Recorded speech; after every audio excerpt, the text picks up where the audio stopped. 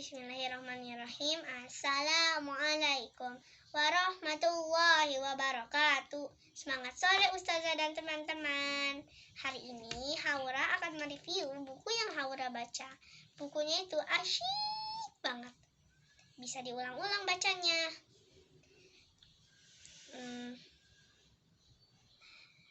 Mau tahu isi bukunya?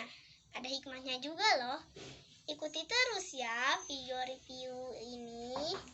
Jangan dijeda dulu atau jangan ditinggalin dulu. Cepet lihat sampai akhir ya. Judul buku yang Haura baca adalah kumpulan dongeng karakter baik untuk anak. Buku ini memiliki 10 cerita. Kalau hikmah yang dipetik dari cerita gurita hijau di kamar tidurku, kita harus menghabiskan waktu dengan orang-orang tercinta dan ada di sekeliling kita.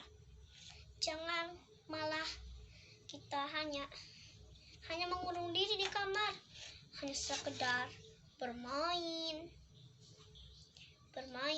makan, dan aktivitas lainnya dengan hewan peliharaan, dengan boneka, dengan buku. Bukan sekedar itu, tapi orang yang kita cintai adalah keluarga. Misalnya ayah, ibu, kakak, adik, kakek, nenek, paman, om, bibi, dan masih banyak lagi. Kalau hikmah yang kita petik dari cerita Merpati Biru di balkon, kita harus berinteraksi dengan teman yang ada. Malah berinteraksi dengan teman yang tidak ada itu tidak boleh. Kita harus berinteraksi, beraktivitas, menghabiskan waktu dengan teman yang ada. Jangan misalnya kita diajak ke restoran sama teman kita ikut. Sesampainya di restoran, sambil nunggu makanan tersaji di meja, yang lain malah ngobrol, kita malah asyik lihat handphone, ngobrol, ketawa ketiwi sama teman yang gak ada, chattingan. Itu tidak boleh. Kita tidak boleh mengabaikan teman yang ada, tetapi mendekatkan teman yang ada di hati kita. Jangan kita pura-pura mendekatkan teman yang ada ke kita, padahal kita maksain diri. Walau kita harusnya chattingan sama teman-teman yang gak ada, itu tidak boleh. Tapi kita mendekatkan dan diri kita ikhlas untuk mendekatkan teman. Kalau dari cerita Kucing Putih di Garasi, kita harus menikmati apa yang ada di rumah. Walau kita punya kakak, adik, kakak sering marah-marah misalnya, adik sering berantakin kamar kita, jangan malah kaliannya jadi kesal. Tapi kalian harus sabar, karena memang sifat orang itu berbeda-beda. Kalau yang dipetik dari cerita Naga Merah Muda di belakang rumahku, hikmahnya adalah kita tidak boleh pamer, tapi lebih baik berteman. Berteman akan menguatkan diri kita. Bila kita sedih, mereka menguatkan. Bila kita gembira, mereka ikut gembira.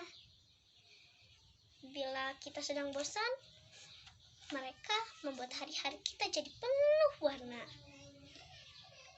Kita juga kalau kita mau pamer, kita tidak boleh lupa kalau ada teman yang menanti kedatangan kita ke rumahnya, bermain bersama, membaca buku bersama, menggambar bersama, dan masih banyak lagi. Kalau hikmah yang dipetik dari laba-laba merah di ruang makan,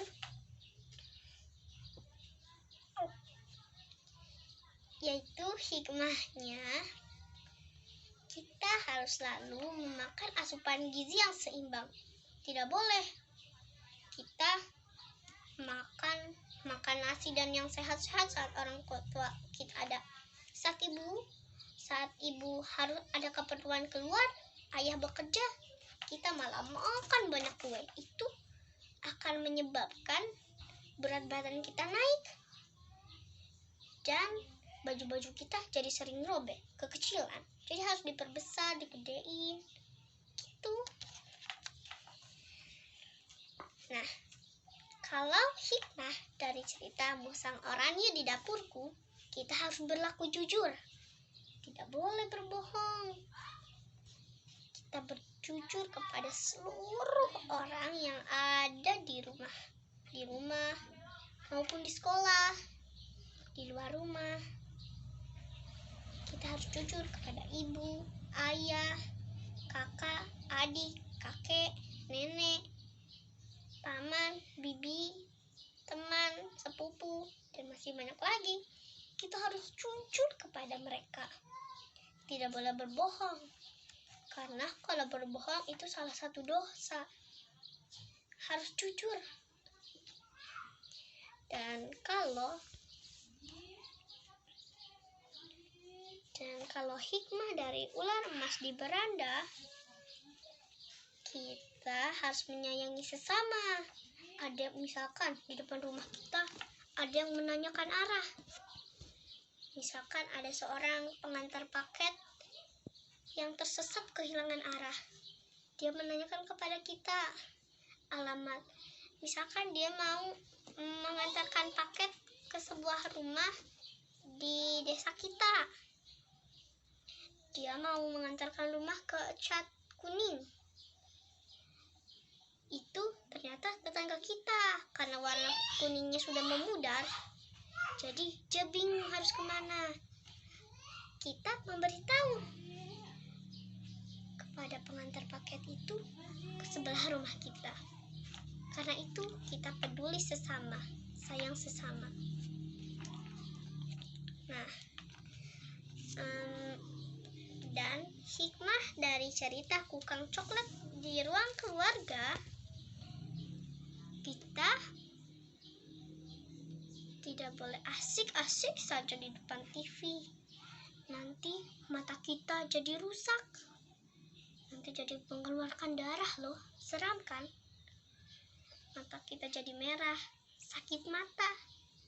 Seperti itu. Dan hikmah dari kera kuning di kamar mandiku, walau kita tidak salah, tapi malah dicela oleh orang lain. Kita tidak boleh putus asa. Tetap menyemangatkan dirimu. Semangatkan dirimu. Kuatkan hatimu. Jangan kamu menyerah. Kalau dari cerita Anjing Pudel di loteng, hikmahnya adalah kita tidak boleh berlebih-lebihan. Sisihkan uang jajan kalian. Sisihkan buku-buku kalian yang sudah tidak terbaca tapi masih bagus. Berikan kepada orang yang membutuhkan. Contohnya anak yatim piatu, pengemis di pinggir jalan, dan masih banyak lagi. Karena sudah aku ceritakan hikmah semuanya, sekarang aku tutup dulu ya. Wassalamualaikum warahmatullahi wabarakatuh.